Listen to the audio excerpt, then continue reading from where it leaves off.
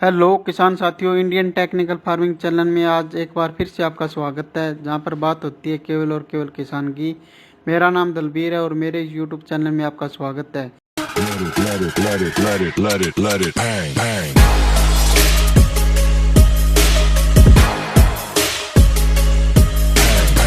मेरे इस YouTube channel का नाम इंडियन टेक्निकल फार्मिंग है और आज मैं खेती से जुड़ी एक नई वीडियो लेकर आया हूं।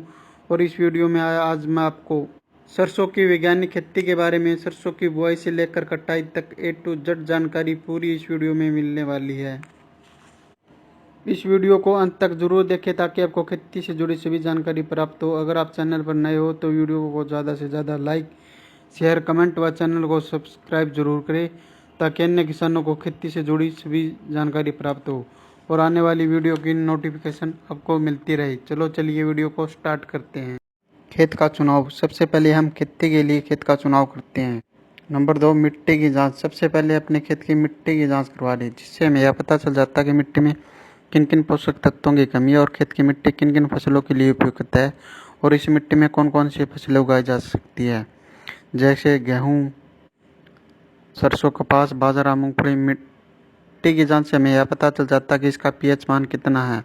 अगर पीएच मान 6 से 7 के बीच है तो इसमें सभी फसलें उगाई जा सकती है। अगर इसमें नमक की मात्रा 0.8 से कम है तो इसमें सभी प्रकार की फसलें उगाई जा। अगर इसमें नमक की मात्रा 0.8 से अधिक और 1.6 से कम है तो इसमें केवल दाल वाली फसल ही न उगाई। अगर इसमें नमक की मात्रा 1.6 से अधिक है तो इसमें नमक सहनशील फसलें जैसे जोट, ढैंचा, धान, तम्बाकू, बरसीन, गन्ना, कपास इत्यादि ही उगाई। अगर इसमें नमक की मात्रा 2.5 से अधिक है तो यह सभी फसलों के लिए हानिकारक है। पानी की जांच। अगर आप सरसों की बिजाई के लिए नहरी पानी का इस्तेमाल करते हैं तो यह सभी प्रकार की फसलों के लिए अच्छा है और इसमें बीज का अंकुरण 100% तक हो जाता है। अगर आप ट्यूबवेल के पानी से फसलों की सिंचाई करते हैं तो आप इस ट्यूबवेल के पानी की जांच करवा लें। अगर ट्यूबवेल का पानी पीने में भी मीठा है तो इसमें पानी का पीपीएम ज़्यादा हो सकता है। अगर पानी का पीपीएम ज़्यादा हो जाता है तो इसमें बीज का अंकुरण सही तरीके से नहीं हो जाता, जो कि बीज के अंकुरण के समय यह एक समस्या बन जाती है।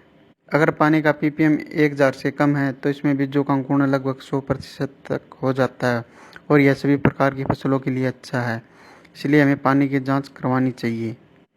भूमि। सरसों की खेती सभी प्रकार की मिट्टी में की जा सकती है।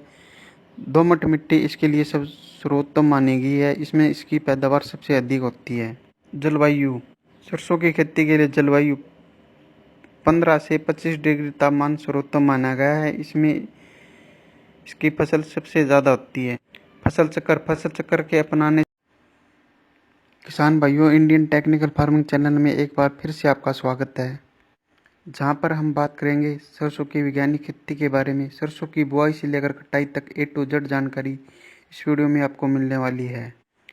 कितने टेम्परेचर पर सरसों की खेती की जाती है, कौन कौन सा टेक्निकल यूज करना है, कौन कौन सी खाद डालनी है, कौन कौन सा फंगिसाइड उपयोग में लाना है, कौन सा कीटनाशक उपयोग में लाना है, खरपतवार नाशक दवा कौन सी उपयोग में लानी है, सरसों के अंदर कितनी सिंचाई करनी चाहिए जिससे कि हमें एक बम्पर उत्पादन मिल सके या अच्छा उत्पादन मिल सके।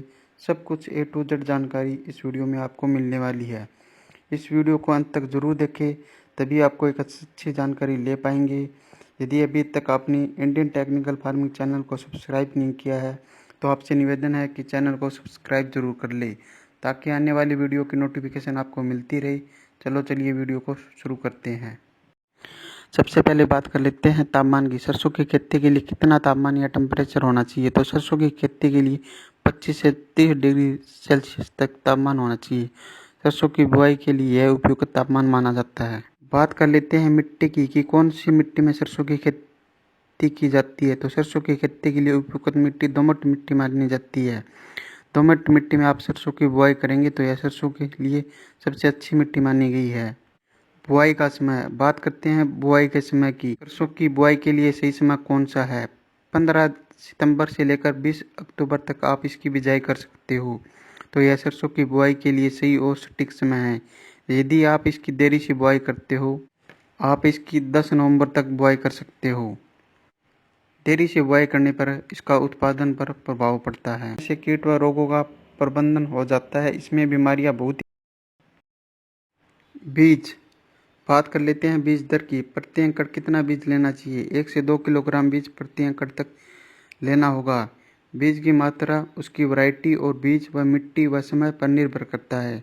यदि आप रेतीली ज़मीन के अंदर लेट बुआई करते हैं तो ज़मीन के अंदर नमी कम है तो आप बीज की मात्रा 1.5 से 2 किलो तक ले सकते हो। यदि आप पीली सरसों की बिजाई करते हो तो आप 1.5 kg बीज तक इसकी बुआई कर सकते हो। किसान भाई हमेशा ध्यान रखें कि हमें सरसों की एक ऐसी हाइब्रिड किस्म का चयन करना है जो कि अपने क्षेत्र व एरिया के हिसाब से ज़्यादा उत्पादन देती हो। हाइब्रिड किस्म अच्छी तरीके से पककर तैयार हो जाती है। इसमें रोग लगने की समस्या बहुत कम देखने को मिलती है। कभी भी देसी किस्म का चयन न करें, इतनी कम देखने को मिलती है। इसीलिए खेत में फसल चक्र अपनाना बहुत ज़रूरी है।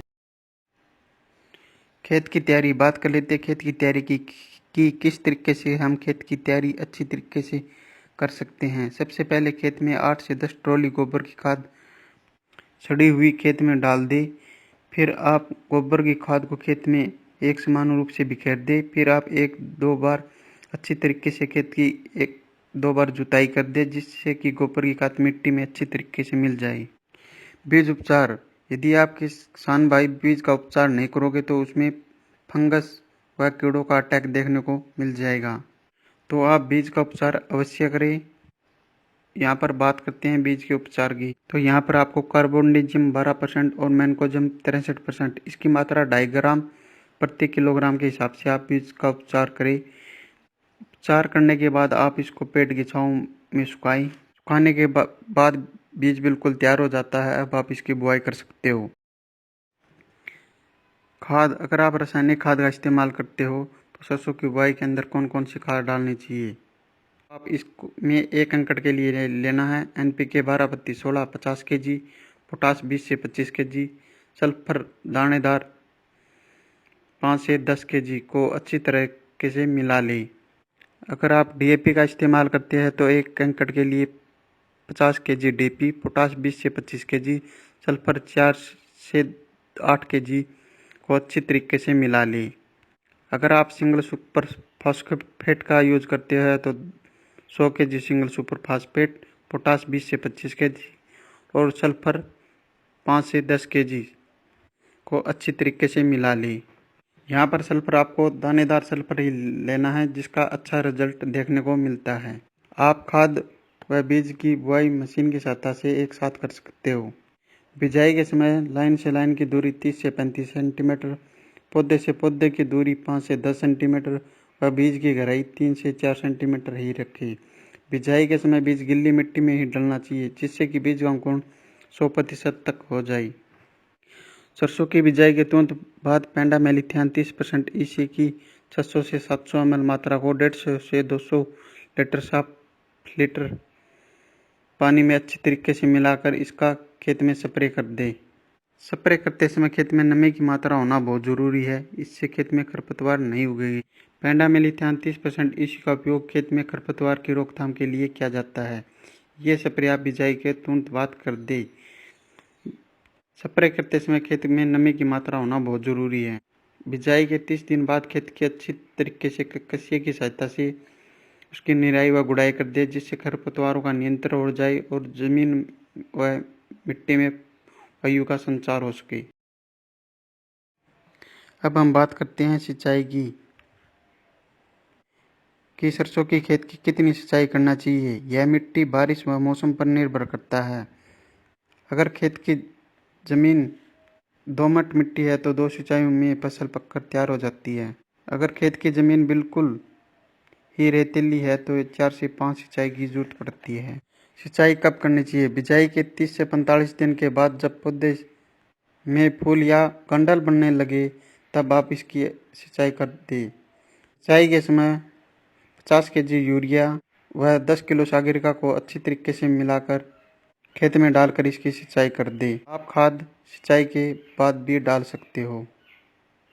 दूसरी सिंचाई हमें 75 से 80 दिन के बाद ही करनी चाहिए। उस समय पौधे पर फूल आना शुरू हो जाता है व फुटाव भी शुरू हो जाता है।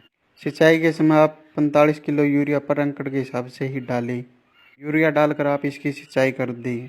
वह उर्वरक का उपयोग आप अपनी मिट्टी की जांच के अनुसार भी कर सकते हैं। किसान भाइयों, इसमें खेत में कीड़ों का अटैक शुरू हो जाता है। अगर आपको कीड़ों का अटैक दिखाई दे तो इमिडाक्लोप्रिड 17.8% असल का स्प्रे कर सकते हो। 1 ml पर लीटर डालकर आप इसका स्प्रे कर दें। तीसरी सिंचाई आप 95 से 100 दिन के बाद करनी चाहिए। अगर ज़मीन रेतीली है तो आप 100 से 110 दिन के बाद चौथी सिंचाई भी शुरू कर सकते हैं। अब हम बात करते हैं सरसों की खेती में कौन कौन से रोग लगते हैं। तो इसमें चेपा, एफिड व मोइला प्रमुख रोग हैं। इस तरह के रोग इसमें सबसे ज़्यादा लगते हैं। कीट व रोग के प्रबंधन के लिए हमेशा स्वस्थ एवं प्रमाणित बीजों का ही उपयोग करें। फसल चक्कर अपनाएं। गर्मियों में 1 से 2 बार गहरी जुताई अवश्य करें।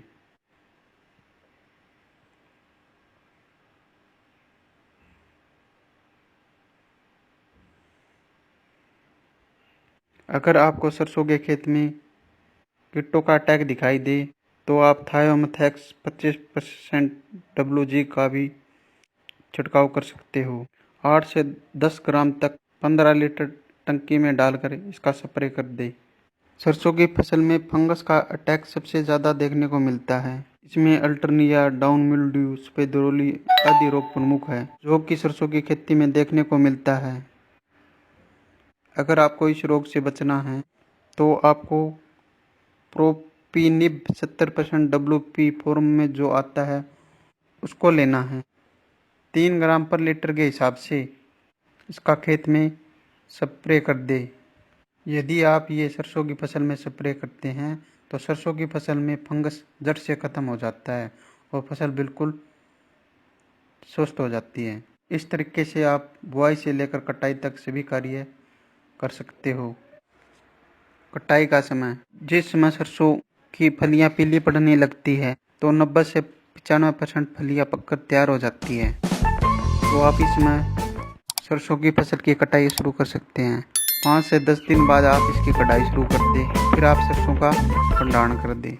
अगर आपको ये वीडियो पसंद आए, इस वीडियो को ज़्यादा से ज़्यादा लाइक, शेयर, कमेंट व इंडियन टेक्निकल फार्मिंग को सब्सक्राइब करें। धन्यवाद।